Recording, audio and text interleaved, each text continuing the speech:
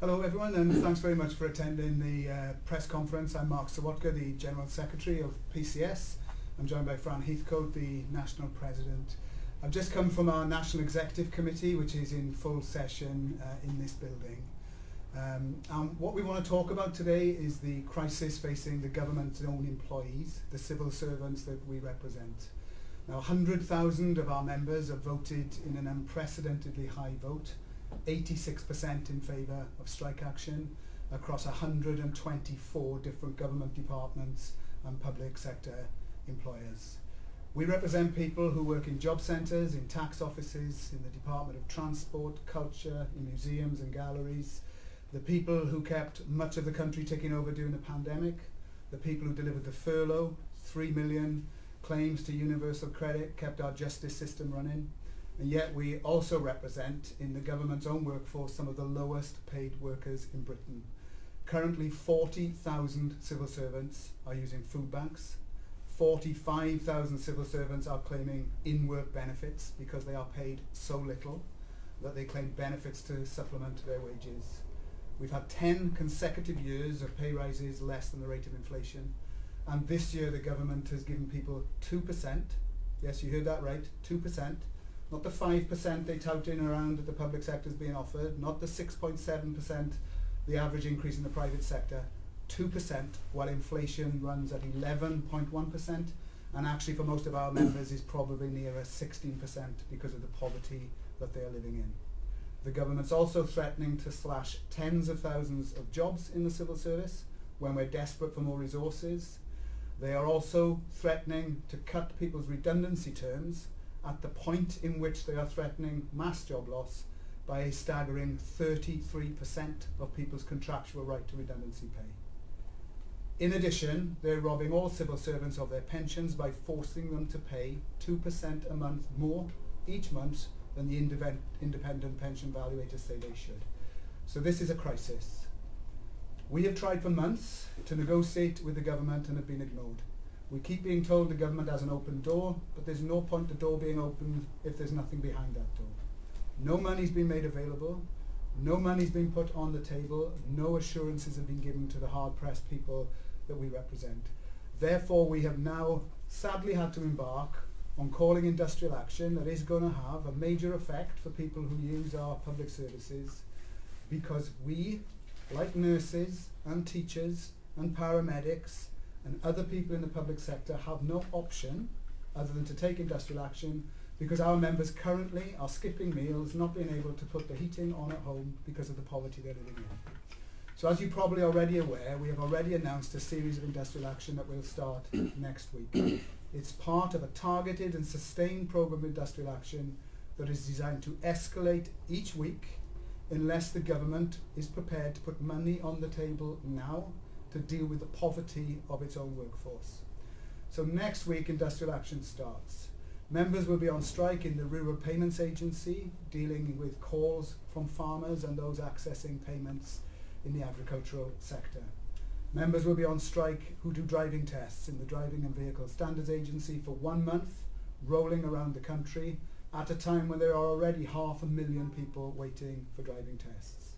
Members will start industrial action next week on national highways with traffic officers taking industrial action over a 5-week period rolling around the country, 6 of those days coordinated to take place on the same day as rail strikes called by the RMT.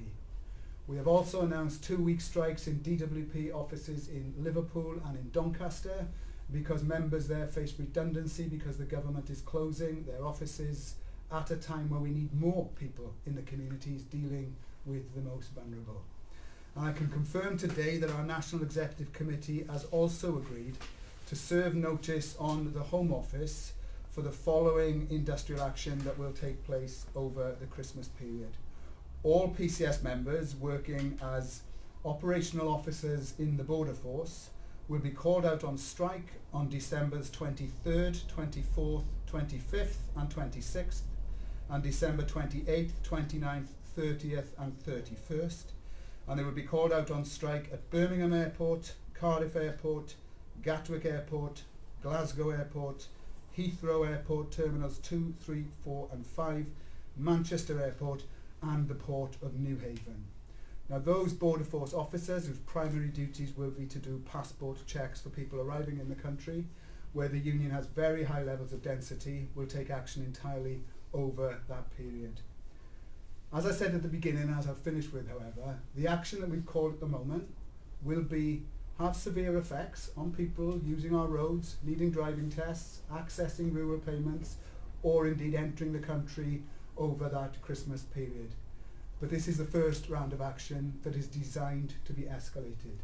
You will note that we represent a further 40,000 people in the DWP, other Home Office officials working on immigration at the ports of Dover and other areas, as well as people right throughout all government departments. And our action will escalate in the new year if this action doesn't get the government to sit around the negotiating table. Finally, to confirm that this action that we've announced for PCS members was having a significant effect and was designed to be the opening shots to get the government to sit around the table, is not just designed to be escalated within PCS, but we are talking now to union leaders of all other unions in the UK who also have live industrial action mandates and the TUC, in order to ensure that it's not just PCS members who we care about get enough money to feed their kids and put the heating on, but that we also see justice for our health workers, our teachers, our lecturers, our postal workers, and all other working people who are currently being forced to pay an incredible price for the economic catastrophe caused by this government.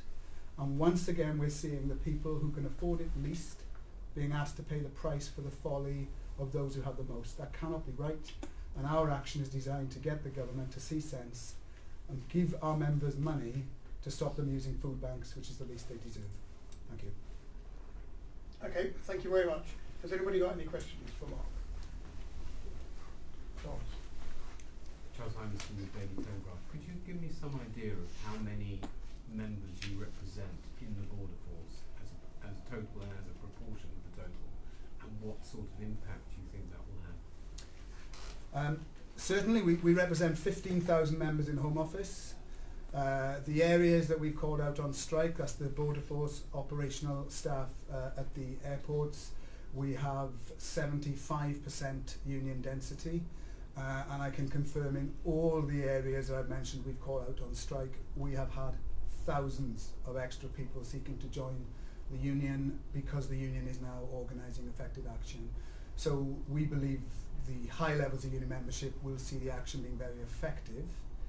The government is threatening to call in the military. I can confirm that yesterday I wrote to the Admiral Sir Tony Radakin to make it clear that we think it would be an outrage if the British Armed Forces, who surely have far better things to do, are essentially brought in to strike break for public sector workers on poverty pay without adequate training, and the idea that the military in full military dress will be there to meet people at passport checks at our airports, I think is an affront to not just the people coming to this country, but actually to the skilled jobs of the workers who take a lot of training that they think they can replace with only 3 days training.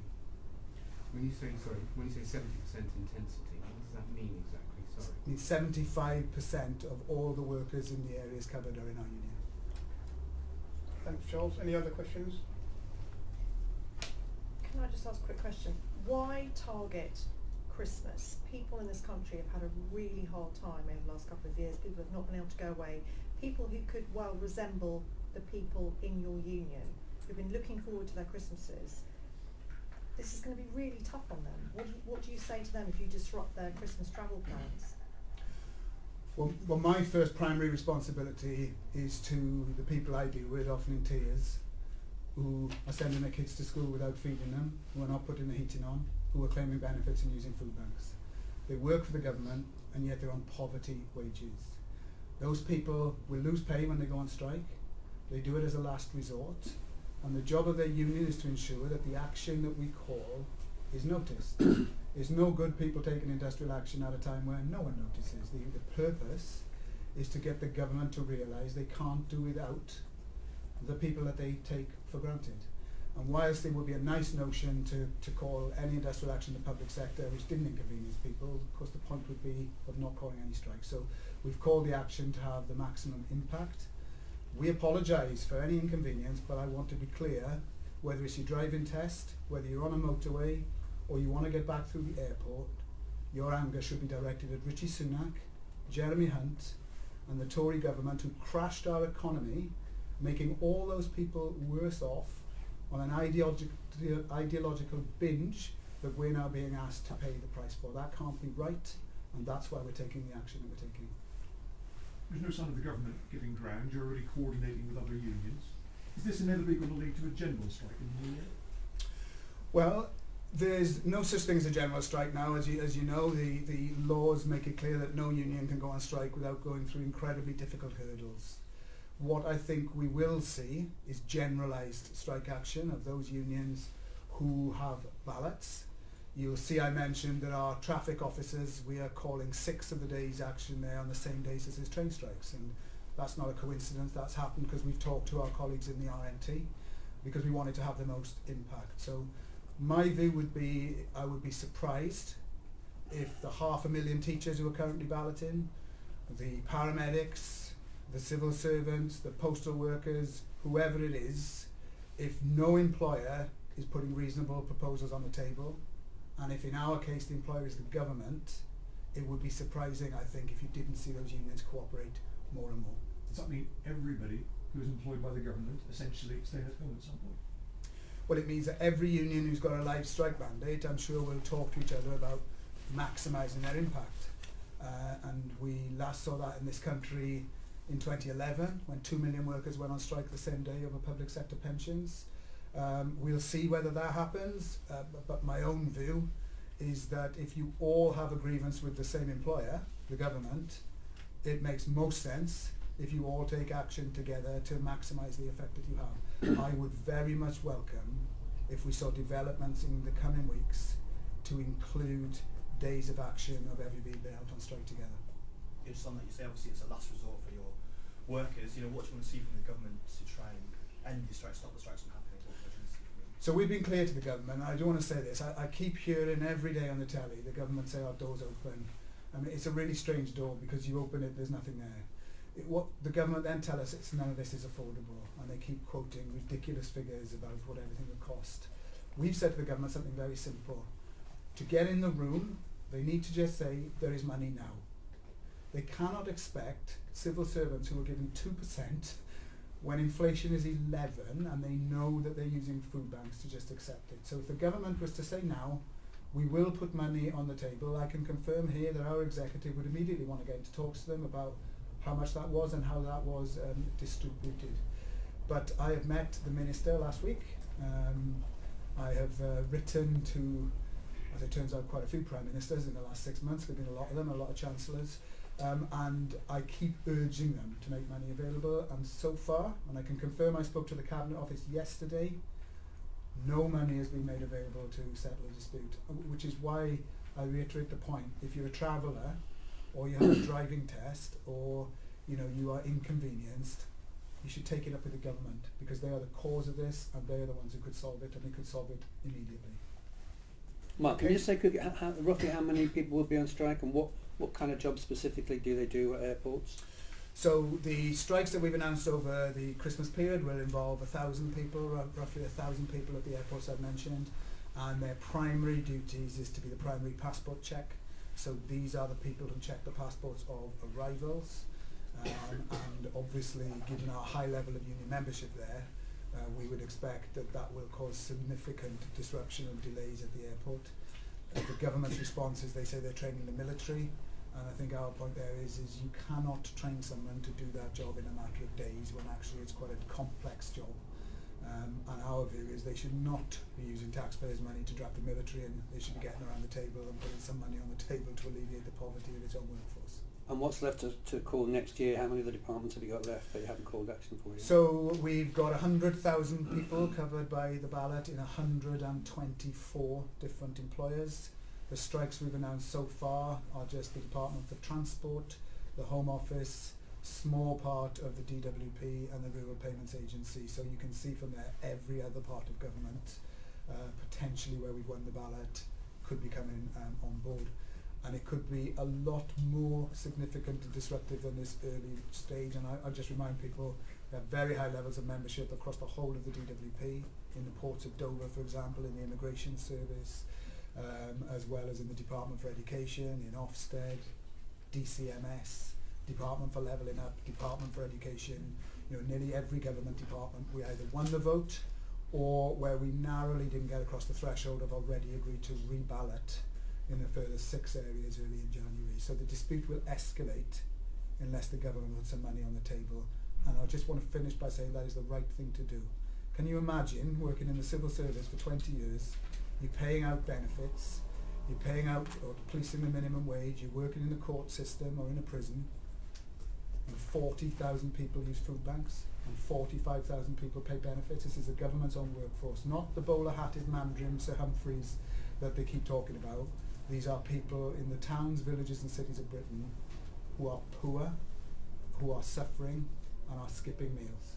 That's what working for the government today means in 2022, and this dispute is designed to do something about that. Okay, thanks. We need to go now. Thank you very much, everybody. Cheers, Mark. Thank you. Thanks very much. We'll ask you to leave